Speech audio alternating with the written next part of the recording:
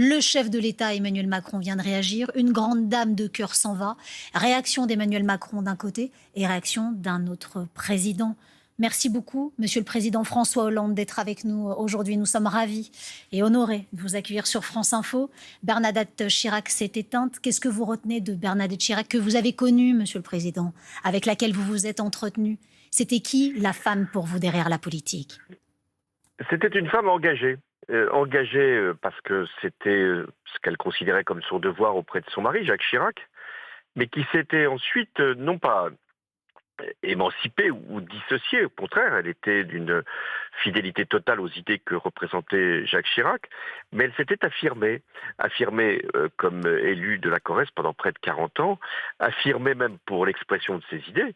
Et elle ne les avait pas mises dans son sac, si je puis dire. Elle les donnait à voir et à écouter parce que pour elle, il y avait des points qui devaient être à chaque fois soulignés comme étant celle notamment de la place des femmes ou de ce que devait être une action politique en faveur des plus fragiles, et ce qui a justifié aussi qu'elle puisse s'engager pour les causes qui étaient celles des pièces jaunes. Donc c'était une femme entière, pas toujours facile, qui pouvait être même rugueuse quand elle avait des choses à dire, et je l'ai pu l'éprouver quand j'étais moi-même président du Conseil général de la Corrèze. Pour défendre son canton, elle ne laissait rien passer. Mais c'était une femme qui s'intéressait aux questions de la société et qui était capable de comprendre peut-être ce que d'autres, y compris celui qui lui était le plus proche, ne saisissaient pas. Une femme de poigne, vous l'évoquez, une femme avec des idées, une femme qui a été élue, et vous pouvez en témoigner. Ça n'est pas commun, ça n'est pas ordinaire. En tout cas, pour les premières dames, vous avez en commun cette région, la Corrèze. Vous êtes députée de Tulle, exactement. Comment est-ce que ça se passait lorsque vous deviez négocier avec Bernadette Chirac? Qu'est-ce qu'elle mettait sur la table? Sur quoi est-ce qu'elle ne voulait pas transiger? Alors j'ai été président du Conseil général, et elle était donc conseillère générale, théoriquement dans l'opposition, mais elle avait parfaitement compris que pour défendre son canton, même si nos idées n'étaient pas forcément communes, elle devait montrer à la fois le sens du compromis, mais de l'obstination.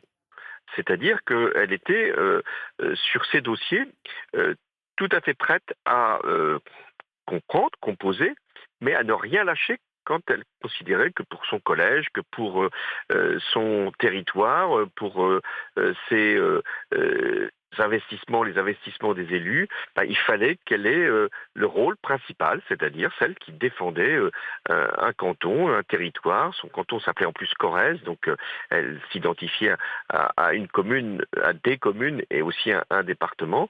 Donc c'était ça le rapport que j'avais avec Bernadette Chirac, c'est-à-dire qu'elle était à la fois capable de séduire, hein, elle était tout à fait agréable dans le rapport, mais dès qu'il s'agissait de son canton, elle était très très attentive, plus qu'attentive d'ailleurs, elle était décidée à faire passer ses dossiers. Et ça, c'est, je crois, une des qualités que l'on reconnaîtra à Bernadette Chirac, au-delà des différences qui peuvent quelquefois nous opposer les uns les autres, c'est qu'elle avait du caractère, c'est-à-dire qu'elle savait ce qu'elle voulait, elle était authentique, elle était sincère, elle ne faisait pas dans la demi-mesure. Bon, et je crois que c'est bien un moment qu'une femme, et c'était pas facile, il faut s'imaginer, elle a été élue en 1979, donc c'était il y a 45 ans, et donc c'était la première fois qu'il y avait une femme qui arrivait dans une assemblée d'élus.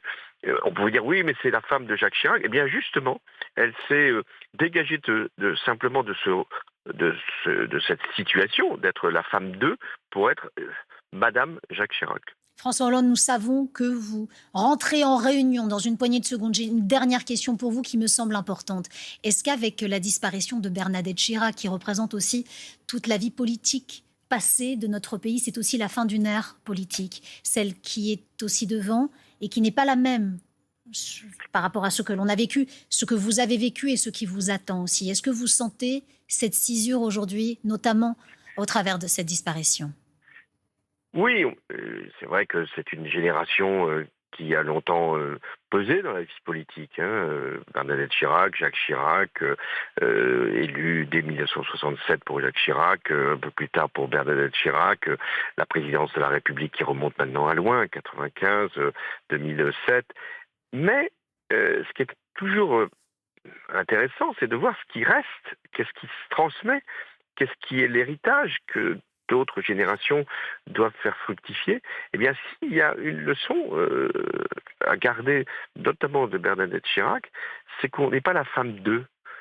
On est une femme qui est capable d'avoir sa propre indépendance, puis ensuite d'avoir cette obstination à pouvoir servir les autres, et enfin ce dévouement qui ne va pas de soi non plus pour des causes qui sont celles au soutien des plus fragiles. Et bien c'est ce message-là qu'il faut quand même garder, c'est-à-dire que c'est cette personnalité de Bernadette Chirac, c'était pas simplement une personnalité de pouvoir, c'était une personnalité utile. Et cette utilité, elle vaut pour les générations qui viennent. Merci beaucoup, Monsieur le Président Hollande, Merci. d'avoir été avec nous aujourd'hui en direct sur France Info pour évoquer la disparition de Bernadette Chirac.